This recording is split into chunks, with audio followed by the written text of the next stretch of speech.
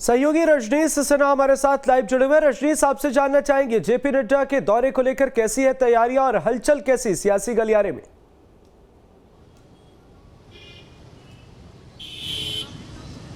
देखिए अमृत, बिहार में ठंड बहुत ज़्यादा है और मगर जनवरी के पहले हफ्ते में सियासी गर्मी खूब बढ़ी हुई है। सियासी पारा इस कदर चढ़ा हुआ है कि हर एक विषय राजनीतिक मुद्दा बनता जा रहा है। आप देखिए जिस तरह से जेपी नड्डा 3 तारीख को यानी कल आ रहे हैं, कल उनकी सभा होनी है, कार्यकर्ता सम्मेलन करेंगे और इस तरीके से बीजेपी ने चरणबद्ध एक कार्यक्रम बना लिया है 2024 को लेकर कि जो भी विधानसभा है इंपॉर्टेंट, वहाँ पर इसी तरीके से राष्ट्रीय स्तर के उनके नेता आएंगे और कार्यकर्ताओं को संबोधित करेंगे, उनका मनोबल बढ़ाएंगे और रणनीति बनाएंगे।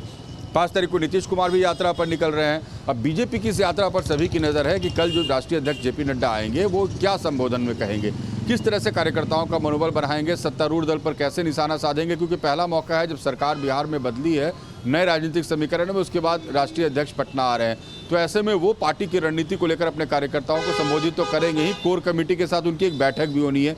बीजेपी कोर कमेटी के साथ एक बैठक होगी जिसमें नेताओं और पदाधिकारियों को ये भी बताया जाएगा कि आप आने वाले वक्त में कैसे तैयारी करनी है। आपको नीतीश कुमार और तेजस्वी यादव की ये जो जोड़ी है, जो महागठबंधन 7 दलों का बना हुआ है बिहार में, इसको कैसे काउंटर करना है, किन मुद्दों को लेकर हम आगे बढ़ेंगे, लोकसभा चुनाव के लिए क्या रणनीति बननी है और कल जो कुछ जेपी नड्डा मन से कहेंगे पारू में, वो ये तय करेगा कि आने वाले वक्त में बिहार में किस तरीके की राजनीति बीजेपी करना चाह रही है। जी बिल्कुल रजनीश, इससे पहले अमित शाह का दौरा होता है और अब जेपी नड्डा सामने आ रहे हैं। एक तरफ मुख्यमंत्री नीतीश कुमार का बिहार दौरा है और जगदानंद सिंह की प्रतिक्रिया सामने आई है। उन्होंने कहा है कि इससे कोई फर्क नहीं पड़ता।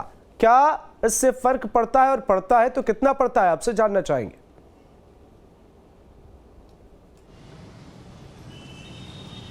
देखिए, आप किसी भी राष्ट्रीय स्तर के नेता का बिहार दौरा होता है और वो भी विपक्ष के नेता हैं, पार्टी के राष्ट्रीय अध्यक्ष बीजेपी के, तो आप नकार नहीं सकते। लेकिन चूंकि सत्तारूढ़ दल हैं और ये बीजेपी का विरोध कर रहे हैं, तो ऐसे में जगदानंद सिंह का जो भी बयान है वो राजनीति के तहत समझा जा सकता है कि उनके कहने का आशय क्या है। वो पहले से ही नकारने में लगे हैं, कहते हैं ऑफेंस इज बेस्ट डिफेंस। तो कल जब जेपी नड्डा ऑफेंसिव होंगे, कल बीजेपी ऑफेंसिव होगी, उसके पहले आरजेडी खुद को ऑफेंसिव रखना चाहती है और यही कारण है कि जगदानंद सिंह ने सीधे जेपी नड्डा के इस पूरे कार्यक्रम को नकार दिया। उनका कहना है कि बिहार के लोगों पर इसका कोई असर नहीं होगा, कोई फ़ायदा नहीं होगा।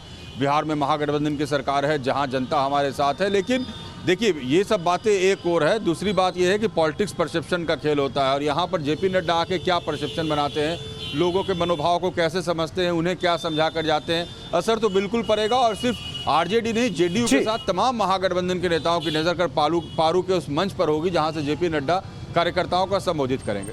बिल्कुल, आप हमारे साथ बने रहिए। तो कहीं ना कहीं मुकाबला बिहार में सियासी गलियारे में दिलचस्प होता जा रहा है।